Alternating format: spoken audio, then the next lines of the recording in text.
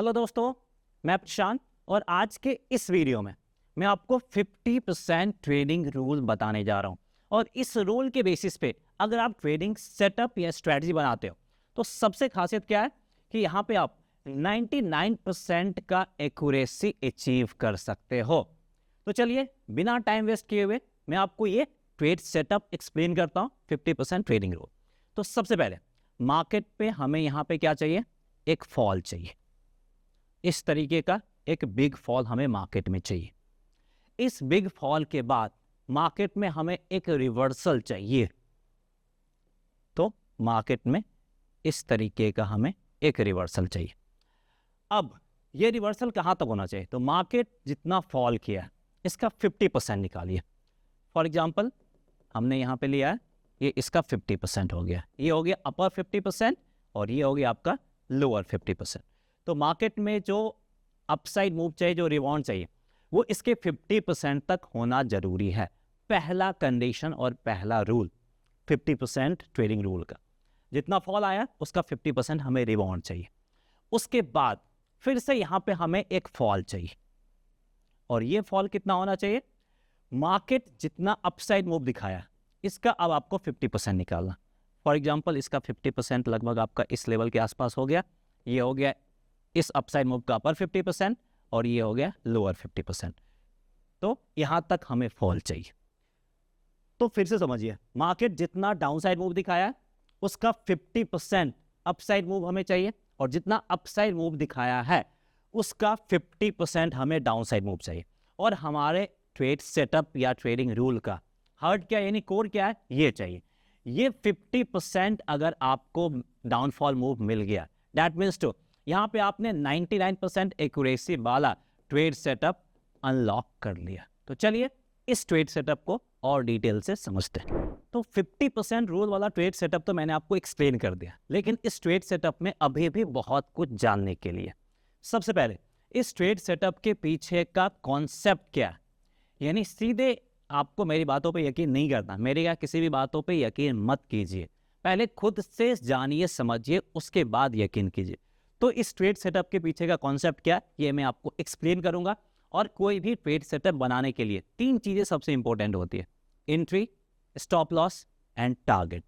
तो अभी तक मैंने वो भी नहीं बताया कि इस ट्रेड सेटअप के बेसिस पे आपको एंट्री कहाँ पे लेना है, आपका स्टॉप लॉस कहाँ पे रहेगा और आपका टारगेट क्या रहेगा। तो चलिए इन सब चीज को हम चार्ट पे चल के और डिटेल से समझते हैं।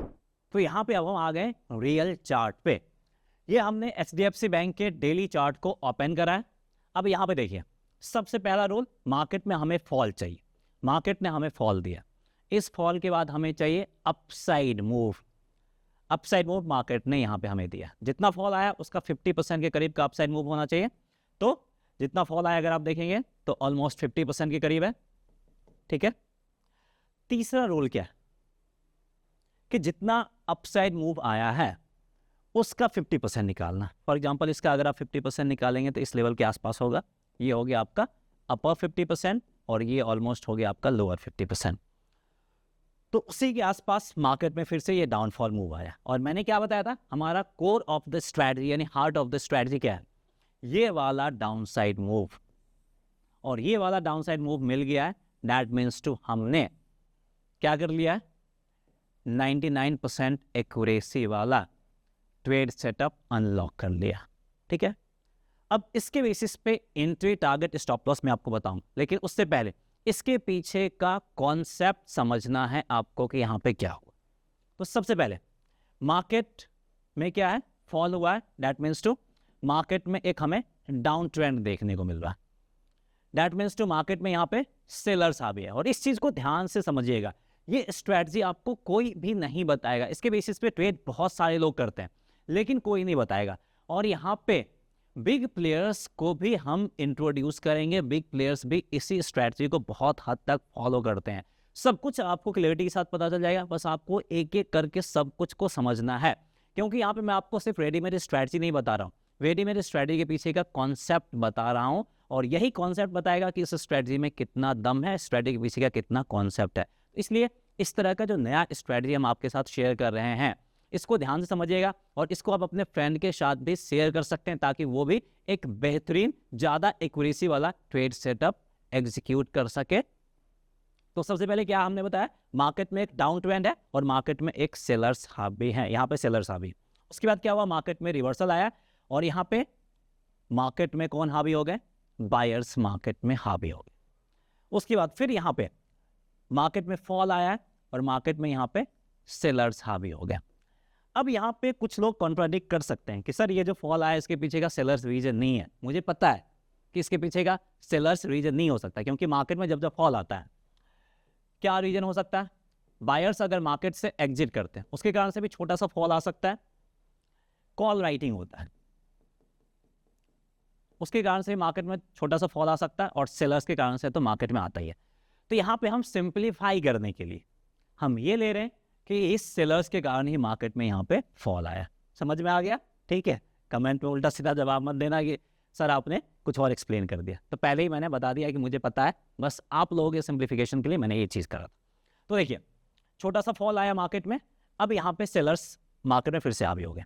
तो अब समझना है कि पहले सेलर्स का एरिया इतना था, यानी यहाँ से यहाँ तक मार्केट में सेलर्स का डोमिनेंस था। अब सेलर्स का डोमिनेंस सिर्फ इतने % के एरिया में रह गया है। दैट मीन्स टू ये क्या दिखा रहा है, ये सेलर्स के कमजोरी को दिखा रहा, मतलब सेलर्स यहाँ पे कमजोर हो गए। पहला पॉइंट ये। दूसरा पॉइंट, मार्केट में हमें यहाँ पे क्या मिल गया, एक रेंज मिल गया, ठीक है। और जो बड़े प्लेयर्स होते हैं उनको एंट्री करने के लिए एक पॉइंट नहीं, एक रेंज चाहिए होता है, क्योंकि उनके पास ढेरों पैसा होता है और वो चाहते नहीं है कि सारा पैसा एक ही जगह लगा दे, मार्केट भाग जाए। तो उनको एक रेंज चाहिए होता है, उस रेंज में वो बाइंग करते हैं, फिर प्राइस को नीचे लाते हैं, फिर से बाइंग करते हैं, फिर प्राइस ऊपर जाता है, फिर पकड़ के नीचे लाते हैं, फिर बाइंग करते हैं। तो इसी टाइम पे वो एंट्री करते हैं और इसी को क्या बोलते हैं, इसी को हम लोग बोलते हैं एक्यूमुलेशन।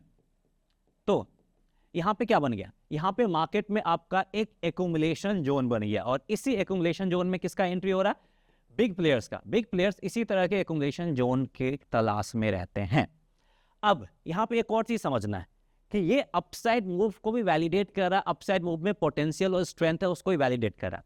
मैक्सिमम ट्रेडर क्या गलती करते हैं, डाउन ट्रेंड के बाद अप ट्रेंड आया, इस अप ट्रेंड में एंट्री करते हैं, ठीक है। इस अप ट्रेंड में एंट्री करना गलत नहीं है, लेकिन इस अप ट्रेंड में एंट्री करना बहुत ही ज्यादा रिस्की है। तो जो रिस्की फैक्टर है हम उसको कंप्लीटली साइड लाइन कर देते हैं। दैट मीन्स तो जहां पे रिस्क है हम उस रिस्क को बाहर कर दें। अब इस डाउनसाइड मूव के बाद अगर बायर्स मार्केट में एंट्री करता है, एक्यूमुलेशन जोन बनता है, बिग प्लेयर्स मार्केट में एंट्री करता है, तो ये डिफाइन कर रहा है ये जो बिग मूव है ये आपका ट्रैप नहीं है और इस बिग मूव में वाकई बायर्स में स्ट्रेंथ था, दम था, तभी यहाँ पे फिर से बायर्स एंट्री करें। तो यहाँ पे देखिए मल्टीपल चीज वैलिडेट हो रहा है, इस अप ट्रेंड को वैलिडेट कर रहा है, इस अप ट्रेंड के बाद एक एक्यूमुलेशन जोन बना दिया, एक रेंज बना दिया और ये रेंज बिग प्लेयर्स के लिए एक गोल्डन फेज होता है एंट्री करने के लिए। तो इसी कारण से देख सकते हैं मार्केट ऊपर गया, फिर थोड़ा सा नीचे, फिर ऊपर, फिर नीचे, फिर ऊपर नीचे, मतलब उनको एंट्री करने के लिए परफेक्ट टाइम मिल गया। आपको यहाँ पे एंट्री नहीं करना, आपको कंफर्मेशन के लिए वेट करना है। तो इसके पीछे का कॉन्सेप्ट समझ गए कि क्या हो रहा है और इस कॉन्सेप्ट में क्या क्या मिल गया, अपसाइड मूव का वैलिडेशन मिल गया, एक एक्यूमुलेशन जोन मिल गया और बिग प्लेयर्स के एंट्री को हमने आइडेंटिफाई कर दिया। अब आपको और क्या चाहिए, इस तरह का ट्रेड सेटअप जहां पे सब कुछ आपको मिल रहा है। ये एक्यूरेसी नहीं देगा तो और कौन एक्यूरेसी देगा। इसके बाद अब हमें एंट्री कहां पे लेना, तो सबसे पहले इसको मैं क्लियर कर देता हूं, थोड़ा सा लेंथी हो गया।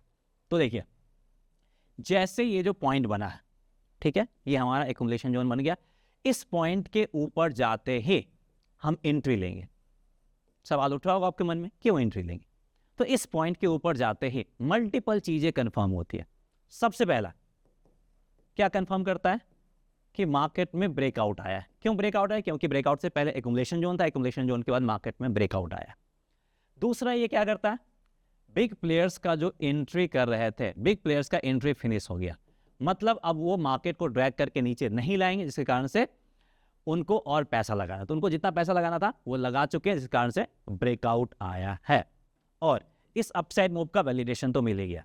तो इसके बाद क्या होगा, मार्केट में एक बिग अपसाइड मूव देखने को मिलेगा। तो जो हमारा हार्ट ऑफ द स्ट्रैटेजी था उसके लोएस्ट पॉइंट पे अपना हम स्टॉप लॉस लगाएंगे। दैट मीन्स टू हमें यहाँ पे क्या मिल गया, मैं रीजन क्लियर कर देता हूँ, बस हम यहाँ पे एंट्री सब पे फोकस करते हैं।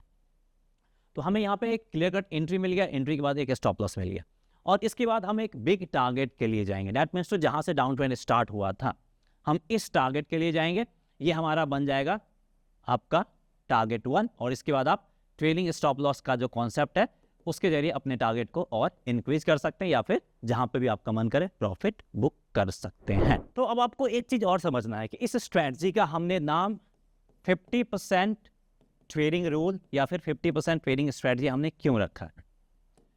क्योंकि जितना डाउनफॉल आया, अपसाइड मूव 50% से अगर ज्यादा हो गया, ठीक है, ट्रेड स्ट्रेटजी यहीं पे ड्रॉप कीजिए, ट्रेड नहीं करना है, जो हमारा ट्रेडिंग सेटअप है कोई काम का नहीं रह गया। दूसरा, अगर यहां पे फॉल, ठीक है, उसके बाद रिवर्सल, तो ये फॉल अगर आपका फिर से जितना अपसाइड मूव है उसके 50% से ज्यादा आ गया, दैट मीन्स टू सेलर्स का जो रेंज छोटा हो रहा था, सेलर्स फिर से अपना रेंज इंक्रीज कर रहा है, तो यहां पे हम क्या करेंगे, इस ट्रेड सेटअप को एग्जीक्यूट नहीं करेंगे। तो दोनों जगह 50% वाला जो रूल है वो हमें फॉलो चाहिए। 5% ऊपर नीचे चल सकता है, लेकिन ज्यादा ऊपर नीचे भी नहीं चलेगा। सो हमें यहां पे लगना चाहिए कि ये 50% है, ये 50% है और ये 50%, जैसा कि यहां पे आपको एग्जांपल से क्लैरिटी मिल रहा है। सो उम्मीद करते हैं कि आप इस 50% ट्रेडिंग सेटअप वाले स्ट्रेटजी को अच्छे से समझ गए होंगे। और ये सिर्फ कोई एक पार्टिकुलर स्टॉक्स में हमने एग्जांपल नहीं लिया, हमारे पास ढेरों एग्जांपल है।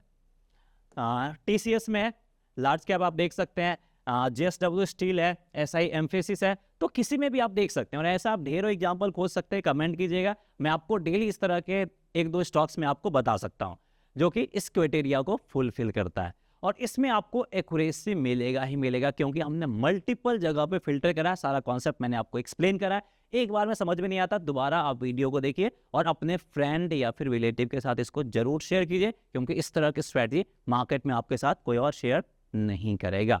सो दैट्स ऑल, इस वीडियो में इतना ही। मिलते हैं किसी और इसी तरह के यूनिक स्ट्रैटेजी के साथ अगले वीडियो में। जय हिंद।